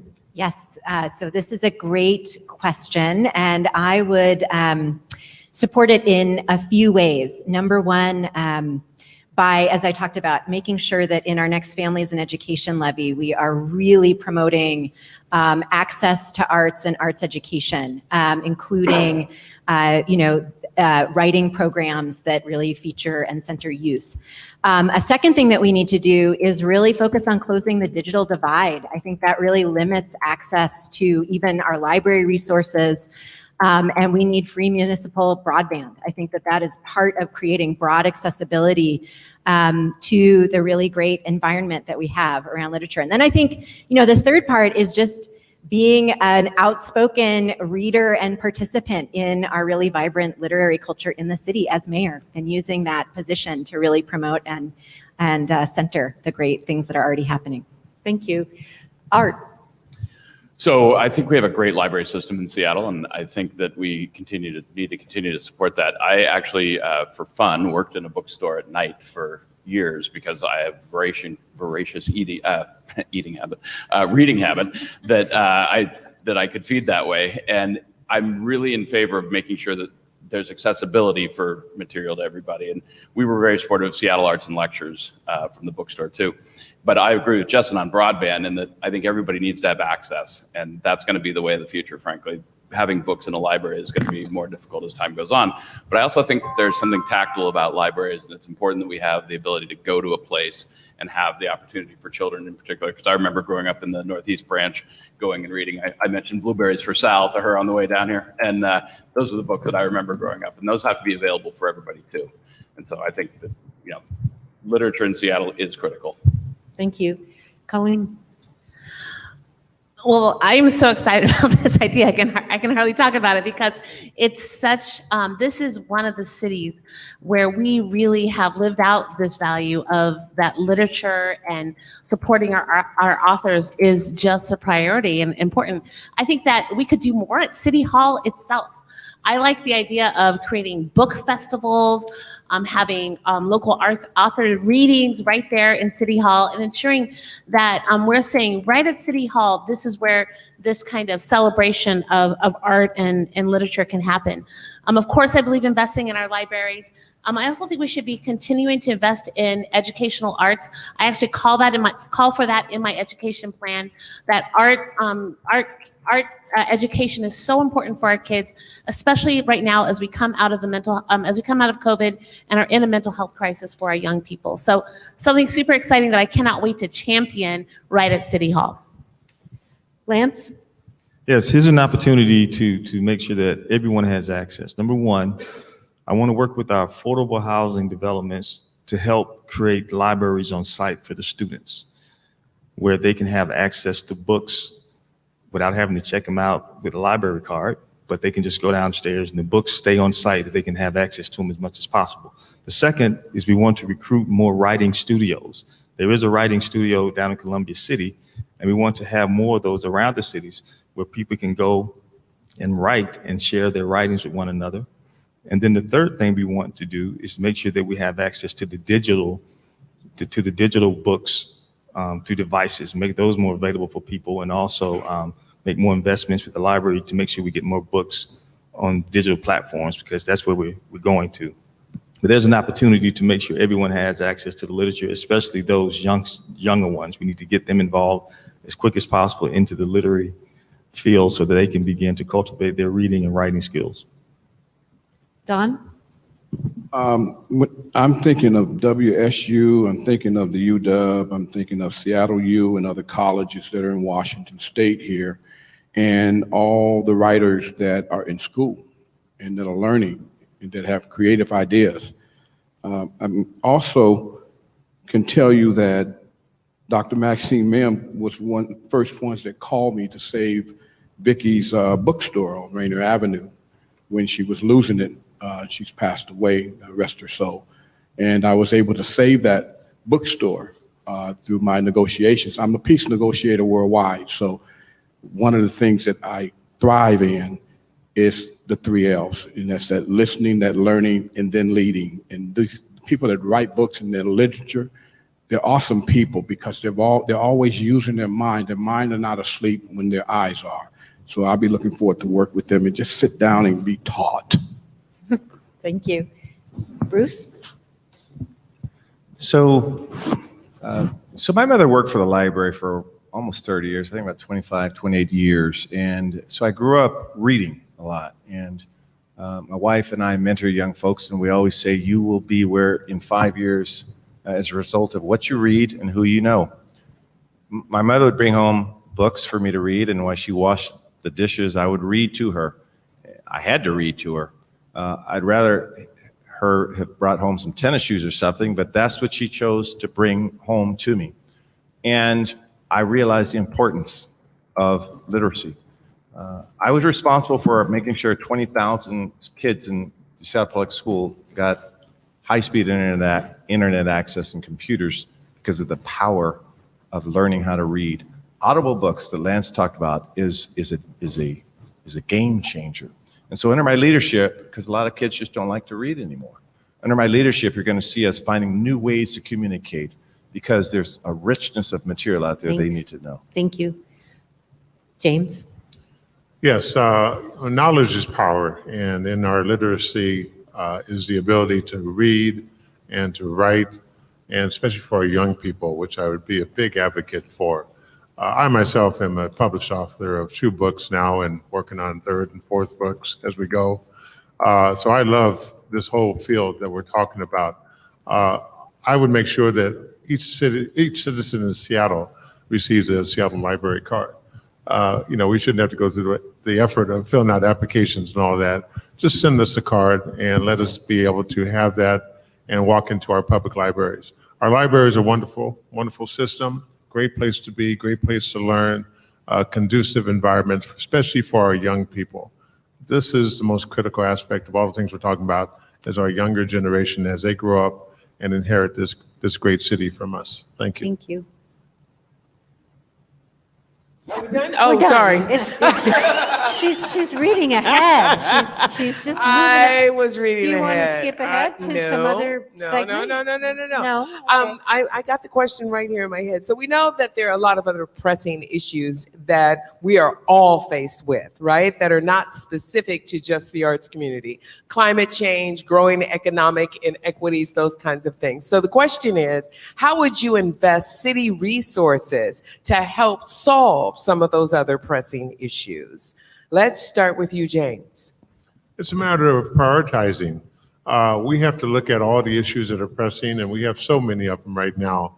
Unfortunately, as the whole world is coming out of this pandemic, issue after issue is facing every metropolitan city in this country. Economic downturns, vacancy rates of commercial spaces, working from home, whether employers are going to allow that or not into the future, mental health issues and crisis, as I mentioned. I would make sure I would prioritize what is most important for our community. Listen to the community first, get some good feedback from them all, and what are the first things that we need to tackle one after another, put together the best people around me to form a great team and a great mindset that works for the people and actually is that servant leadership that I like to provide. Thank you. Thank you. What do you say, Art? Well, as I mentioned earlier, if it would be great to have endless dough, and we don't. Yeah. So there, unfortunately, are things in this city right now that are going to take a lot of our money and will probably rob from other things. We need to tackle the homeless crisis probably more than anything else, that and public safety, as well as the services that the city is here to provide its residents. We've got bridges that are now closed. We've got roads that are crumbling. And those are things that are going to take a lot of money. So we need to figure out a way to balance that. But I'm not going to sugarcoat it. We've been spending a lot of millions of dollars every year on the homeless problem. And until we get that under control, those dollars are taking away from things like the arts. So we need to take those head on. But we're not seeing a drop in this crisis, no matter how much money we spend. So we need to start making sure that we're doing the right things and getting people redeployed in their lives so that we can spend less on that problem because we'd like it to be solved versus ongoing, and then be able to spend more money on things that are culturally wonderful and also re-trajectory lives with cultural things and arts. Thank you. What do you think, Bruce? So I never approach life from a view of scarcity. I think we have an abundance of resources around us. We have an abundance of talent. Anyone that's worked with me will know that you get me 3 or 4 or 5 people dedicated to what we will do, and we will move mountains. That's what we're going to do in this city. It's going to start with my Seattle Job Center. We will show everyone how to tap into their gifts, whether it's artist or an apprenticeship or someone that wants to develop software. We will find those gifts. Our investments in from 0 to pre-K will make sure that brain development during those critical years is done the right way in best practices. We'll have a mentoring and an empowerment program to bring people from all over to share their gifts with those who may not have role models. My mother and father did not go to college. I'm a biracial, and many of you know that. They came from very limited resources. And here I am now, having been elected 3 times. We will see all of the opportunity in front of us through policy and implementation and through commitment. And so we are a successful city. Let's act like one, and let's become, let's claim our success. Finally, let's claim our success. All right, thank you. I'm the only one who went over. Everyone else, I never went over a second. Okay. Jessyn? I'm all ready. I want my extra 5 seconds like everyone's getting. I don't know if you were going to choose me or Go just because I ahead. had my microphone up eagerly. So this could be a question about how we prioritize, but I actually want to talk about one particular issue and how I think about that. As an example, I am thinking a lot about gun violence and how that is a public health crisis. We can get to zero gun violence in our community if we treat it in the same all hands on deck, multidisciplinary way that we have approached COVID. And what that means to me is, taking a deeply intersectional approach, having the mayor have a COVID in the same way we had, COVID dashboard, having a gun violence dashboard, making sure that we are using the arts as a mechanism for healing trauma, because we know that hurt people. We know that places and people who feel that they have economic and social and cultural security have less violence. So I pick that as an example because A, it's something that we have to address with urgency, but B, it also shows that when we're looking kind of across policy, we're able to get there. That's it. See? Colleen. Well, I don't think it's a surprise to anyone that I'm running because I believe that we have to address the crisis of homelessness. It has been almost 6 years since we declared an emergency around homelessness, and it only has gotten worse. And it is our Black and Indigenous and people of color communities that are overly impacted, disproportionately impacted by homelessness. That's why I'm in this race. And I have been successful at serving our homeless community. I want to bring that same lens to the mayor's office. I found out several years ago that we had artists that I worked with who were homeless, who wanted to work, who wanted to be able to be a working artist. I created a program called Native Works where artists who are experiencing homelessness could get a minimum wage. We provided them a job training. We let them create their art and we sell it at Smithsonian stores. We sell it at Pike Place Market. We sell it all over the city because I believe that we can find solutions if we only have the right leadership and move beyond the past failed leadership and solve this crisis of homelessness. Thank you, Colleen. Lance. My commitment to the people of Seattle is to be a good steward of the tax dollars, which means that we will make sure that we prioritize the things that need to be done to make sure that you're safe, protected, have the right transportation infrastructure in place, and to make sure that you have everything you need to have a good quality of life. The other thing is doing less experimentation, which means that watching our city department heads to make sure that they do not change the priorities to experiment. Stick with the basics and make sure we get the things done that need to be done. And third, whenever we are short, I can't stress this enough, go to the business community and ask for the help because they will write it off as making a donation to us. They will commit and help us if we ask them. Let's get rid of the rhetoric, build a partnership so that we can have access to the public and private dollars that we need to take care of everyone in the city of Seattle. Thank you. Andrew. So I would say the number one reason why I'm running right now is the climate crisis. We have less than 10 years to cut our carbon emissions here in Seattle in half. And I actually believe that when it comes to all of the issues that we are facing here in Seattle, whether it be housing affordability, homelessness, our economic crisis, and even the climate crisis, that is all tied to housing. And specifically, it is all tied to allowing for more people to live in our city. We have been pushing incrementalism for so long, for the Seattle process for so long, where we compromise and we say, okay, well, if we do a little bit over here and if we do a little bit over there, then maybe we can all say it's fine. But no one's actually happy, and it's completely unsustainable. And so for me, whether it be in addressing our arts or climate, I am focused on building new systems that actually lift all of us up, starting with those with the least first. Thank you. And Don. For 45 years, I have been an advisor to all the elected officials you know. Christine Gregoire and myself stopped AIDS from coming out of jail, and I was the clergy that said give them condoms so they wouldn't bring it out of the jail system. Gary Lott gave my organization the opportunity to take a society that was closed down and chain young people and have an open environment, and we found guards with having sex with the kids. I'm saying that because we're in crisis. Crisis does not unveil itself to everything.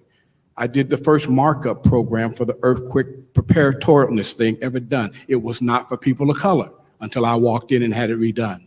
What I'm saying to you is I'm going in the office, not saying I'm giving $1 out. I got to see what's been done and how it's working. And then that's why I give you the 3 L's. We will move from that point. Thank you all so very much. We're almost done. We're almost done, you guys.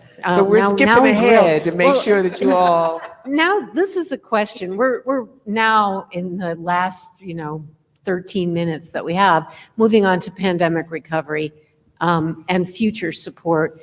And this is a question that I was emailed personally by people in arts organizations. Y'all know it. The performing arts community, theater, dance, live music, and the technical workforce have been disproportionately affected by COVID-19 shutdowns.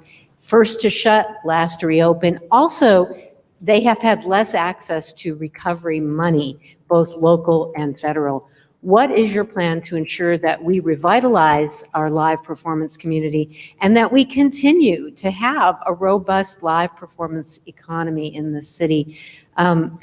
I have to go in like an order of rows because I'm confused with the back and forth. So Art, I'm going to start with you. Sure.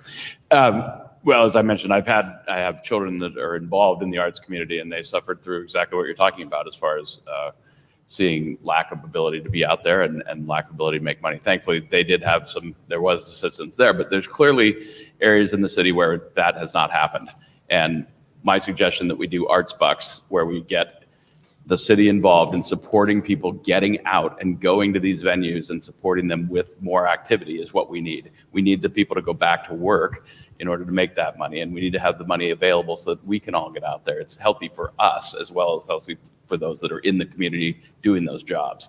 So somehow I think that is a great way of getting everybody to go to the local theaters, and where Colleen and I live, the Taproot, or downtown is always popular, hopefully, if we can keep it looking good. But other areas of the community, we want to make sure those bucks could be spent everywhere. And we want to encourage people to go there and get the city to get behind getting people there if we need to, have access transport to those places. That's it. Lance? Well, I want to explore establishing a rent recovery program for our music venues to help them try to get back on track. Again, tapping into the business community to create this fund where we can provide grants to music venues or performance venues so we can help them recover or catch up on any delinquent rents that they have. The other thing we want to make sure of is that we can keep the rent down, again, providing an incentive program to the property owners of these venues where they can keep the rent down in exchange for tax consideration against their property tax on their property. And then the third thing we have to do is we need to let people know that the venues are opening, which means that we need to invest a lot of money into helping these venues market the fact that we're now opening back up and we need you to come. So we need to participate in that process to make sure that people know that we're back, come see us, and we can put money toward that effort to make sure that the marketing is in place for all venues, all neighborhoods to come back and enjoy the arts and culture events again. Thank you. Andrew? So I know a little bit about this, having served as the interim policy manager for Councilmember Mosqueda from December until the end of May. And so part of what I did in our larger discussions were around the American Rescue Plan dollars and what exactly we would be using them for. And so you're seeing a lot of that now. You're seeing the events that are going on downtown that are involving artists, that are allowing them to actually perform, and in that way giving back. But part of what I have really recognize from that experience working is, one, we simply don't have enough dollars, and that's just a fact. And the second one is that we have a state law which prohibits us from giving a gift of public funds, so we can't give people direct aid. The way that we can do that is from the federal government. And so through my organizing and my experience as an organizer through the Sunrise Movement, I believe that we really need to push, especially from the bully pulpit that is the Seattle mayor, to request more federal aid, because we simply need to put more money into people's pockets, and especially to recover from rent debt. Thank you. Bruce? So I had the dubious honor of being a chairman of the board of being a landlord for a arts music venue called the Royal Room. I serve on the chairman of the board for Royal Esquire Club, and I got an email this morning that said, the fact is you were not only lenient, this was to me, not only lenient about the rent during COVID, but in addition, we never felt any pressure or lack of empathy from the Royal Esquire Club, and it reduced our stress level considerably. It went on to say a few things, and that was, I kid you not, that was not for this forum. That came in around 7 this morning in response to something I'd done a week ago. And I say that to say, how does that translate to policy? Access to capital. You'll see us using community development financial institutions, community block grant organizations, different kinds of lenders that understand the unique needs of the artistic community, the unique needs of people who just can't afford to pay their rent. And you'll see the city making sure we facilitate the relationships such that they have access to capital to survive. As I said earlier, you don't have to be the mayor to do these kinds of things. That's it. Colleen? Thank you. Well, I think that there is so much more that the city could be doing. Let me make that clear first. I think that as things were going on in COVID, we did not prioritize our nightlife, our theater, our arts community the way we should. And I think that this is an opportunity for the new mayor to make sure that the office, I mentioned this earlier, that the Office of Economic Development should be working directly with the Office of Arts and Culture, making sure that we are connecting, that the two are intertwined, that business is going to need our theater, our arts community to come back and come back strong. We need to make sure that people feel safe in our neighborhoods and in our downtown district as we invite people to come back downtown. So that'll be something that's very important for me. I know that some people are hesitant right now. So safety has got to be prioritized. And I think that can come right from the mayor's office. I have gone out the past 2 weekends and had an amazing time, got to see an amazing funk band, Eldridge Gravy, and it was amazing to hear all of the whole, 500 people singing Let's Stay Together. Okay. James? This is going back to our points we talked about with livable wage in Seattle. And I talked about a guaranteed minimum income. But, to maybe Mr. Langley's point, where he's talking essentially about vouchers, we spend $100 per Seattle voter on vouchers for them, and a small percentage of them ever use them. Maybe we can kind of channel some of that money, some of those vouchers over to the arts and the arts community, give every Seattle resident $100 worth of vouchers to come out to the shows and support our arts and our culture. I think that'd be the best, easiest way to start addressing that. I'm looking forward to my voucher. Good.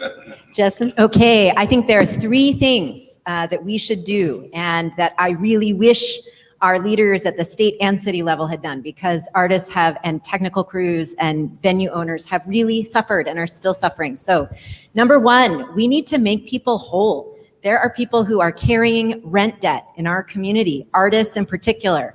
And there are really creative ideas out there, and we need to make sure that not one person emerges from this pandemic with rent debt or fear of being evicted. Full stop, because we stayed home to stay safe, and we all did that. Number 2, we need an infusion of cash into the arts community, another arts-based stimulus. And I actually think we can use public funds. We need to lobby the state, and I'm a former state legislator. I know it's hard, but there is a rainy day fund. This was a storm of historic proportion, and we need to put stimulus dollars into the arts community writ large. And then finally, we need to transform. We've talked about a lot of really exciting ideas so that we actually create economic stability for people who work in arts in our community. Those 3 things. Don? I'm 65, I gotta use these sometime. The arts programs were closed down. Yes, they were. I would have more than a coming out program or a coming out party. I would have a 24-hour sit down recommitment party. Artists have the opportunity to zone in and focus on their ability to perform.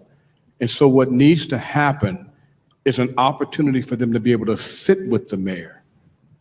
A 24-hour sit down. I did it for the kids several years going back to school. I can do it for the artists. Sit down 24 hours and allow them to come back and focus on their artistry.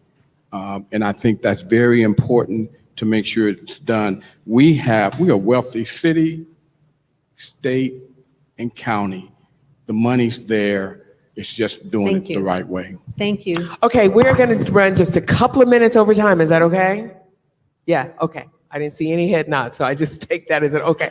All right, so what we're going to do, as opposed to coming back to these questions, I'm going to ask you each to use your 1 minute to give us a closing statement about why you are the best person for Seattle's arts and cultural community. Art. Well, I've been involved in the arts, as I said, since the 9th grade. I started in theater tech, so I know those folks intimately. I've got children that are in the arts, and I have been super supportive of them, starting out with the Arts Fund. I can't remember what year I joined that, but it was a long time ago. And then Intiman Theater, and then since then. I think that the vibrancy of our city depends on great artistry, and I'm hugely into music, and I love the fact that we have such great venues in Seattle to bring all of those things here, and we should continue to, and we should support them in every way we can so that we continue to grow it. Thank you. Lance. Thank you. I'm the best candidate for the arts community because I am an artist. I'm a music artist. I'm a musician. And I've worked with many music artists. I've worked with muralists. I've worked with art studios. I've worked with the artist community for quite some time. I understand what they need. And I've outlined some very specific plans of things that I want to do to support the creative sector. And it's important for us to make sure that we recognize this as a viable sector. We have not been doing that. It's time that we do that. And I'm going to make sure that it's recognized as a viable and important sector to Seattle. And we're going to support them the way that we should support them and make sure they get the funding that they need, because it's integral to have our creative community continue to lead the way when it comes to attracting the attention to the city of Seattle. Thank you. Thank you. Andrew. So as someone who manages multi-million-dollar projects and brings them in on time and under budget, I know that after 4 years of inaction from our previous mayor, that we need a mayor of action. We have a lot of work to do, and it's going to take all of us. And as a singer, as someone who is a community organizer, what I bring to this is not just my plans, which you can go to my website, and they are all planned out. They also explain where the money is going to come from for all of my plans, but I am someone who is focused on empowering our community to be a part of this change. Because I believe that if we are going to become the city that we always say that we are, that we need every single person involved and at the ready. Thank you. Bruce. Well, the truth is, I don't know if I am the best candidate. I'm not a musician or a singer or a saxophone player, but I know I'll work the hardest. I have a standard of excellence that, quite frankly, I've said repeatedly, look at how persons live their life. Look at what they've done. When the NAM Museum was first created, my wife and I were one of the first people to say, how can we support it? You see my investments in the Wing Luke Museum, my support in the arts my entire life. So it astounds me when people say, I'm going to do this when I'm a mayor, I'm going to do that when I'm a mayor, and they don't have the track record. So I will work the hardest. And a person that was born here, I lead with my authenticity. I believe the arts have saved my life personally. It's allowed me to do all the things that I would dream that I could possibly do. It was music, it was poetic expression, it was identity. I will work the hardest, and I'll just sort of leave with that. Thank you. Colleen. You know, I'm very honored to have been able to build housing with and alongside my community, the homeless Native community. And we're opening a building in Pioneer Square this fall. And inside that building is over $850,000 worth of art from the Native community. It's something I fundraised for, I prioritize, because I believe in the healing power of art. I've seen it change the lives of the people that I get to work with. And I share that story with you because that's the exact kind of way that I will lead in the mayor's office. I'm not talking about something theoretically. I'm not telling you that this is something I like, that I would want to do. This is something I have done and I will continue to do as mayor of this city. One of the things I love about this project is we were able to pay artists to actually do their art and live out their lives and bring healing and restoration to our community. We need that more than ever as we come out of COVID, and that is why I will be your best mayor to support the arts and culture community in the city. Thank you, Colleen. James. I think I'd be the best mayor to support our arts and culture because I've been involved with arts and culture. 20 years as a professional basketball players with 3 years here with the Seattle Supersonics. sports has a way of bringing our communities together. And sports is art and culture. And within sports, you can bring all the various artistic displays and sculptures and all kind of things into those venues that people can see and admire the wonderful world of art and culture. And so I think I'm the best for this kind of thing. I work great as team and a team member, teammates, and put together the best teams possible to make sure that we listen to every person in Seattle on how to make sure our city gets to be great again. Thank you. Thank you. Jessyn. Okay, thank you all for this wonderful evening. It's so good to be in person. I really look to my education in music, and that has deeply influenced the way I do public policy throughout my career. And as a jazz musician, you learn to really listen. You learn to put something out there. You learn to listen again.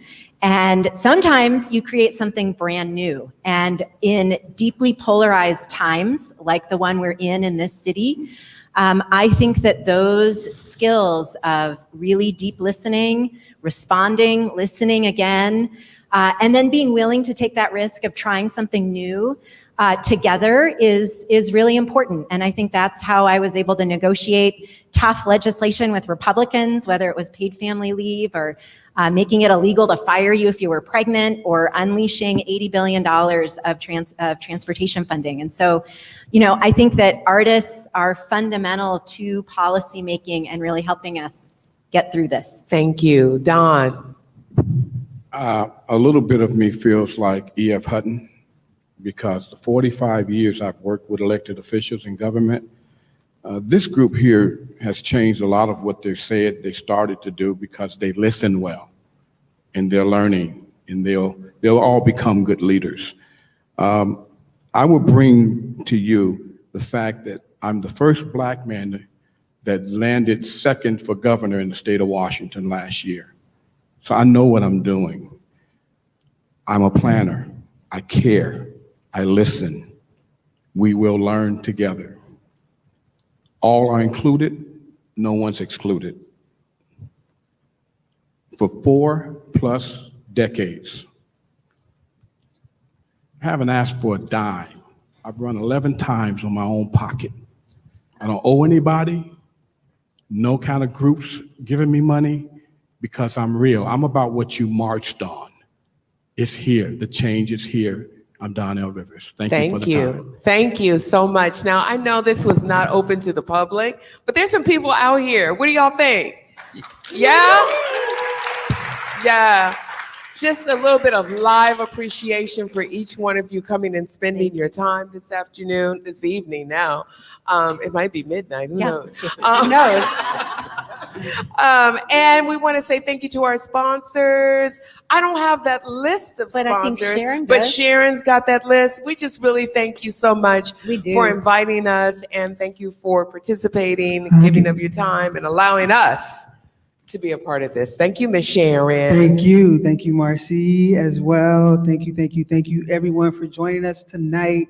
And guess what? You can talk politics, and it doesn't have to be boring. We learned that because why? Because we're in the arts, and we know how to do things. Thank you to all the candidates for coming and spending their time and sharing their hearts and ideas with us. We appreciate you.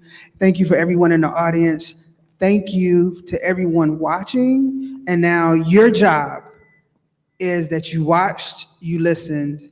Now you tell these candidates your stories. What do you want? What do you need as an artist, teaching artist, business owner, entrepreneur, whatever you do in the arts? What do you need to be happy? And you let them know so that they can get it right. And then you select the best candidate for you. And also, I want to thank our people here. I want to thank Ching-in for sharing their poetry with me today, I want to thank again our wonderful host, Vivian Phillips Marcie Sillman. Please check out their podcast, Doublexposure. Thanks to all of our partners for coming together for the arts, including Seattle Arts Commission, Seattle City of Literature, Seattle Arts and Cultural Districts, Central District Forum for Arts and Ideas, Langston Hughes Performing Arts Institute, Langston Fry Art Museum, Hugo House, Indigenous Peoples Institute, Inspire Washington, Jack Straw Cultural Center, KEXP, La Sala, Langston Seattle, Northwest Film Forum, Northwest Folk Life, Path with Art, Seattle Art Museum, Seattle Arts and Lectures, Seattle Children's Theater, Shun Pike, the Vera Project, Town Hall Seattle, and Youth in Focus, Office of Arts and Culture, Amanda Licorice, Dom Thomas, Outside Think, Marcus Dupree Productions, Juan Carlos Reyes, who helped lead us, Josh Foreman, who helped lead us, and I'm your host, Sharon Nyree Williams, Executive Director for the Central District Forum for Arts and Ideas, and we did this. Deuces. Good night.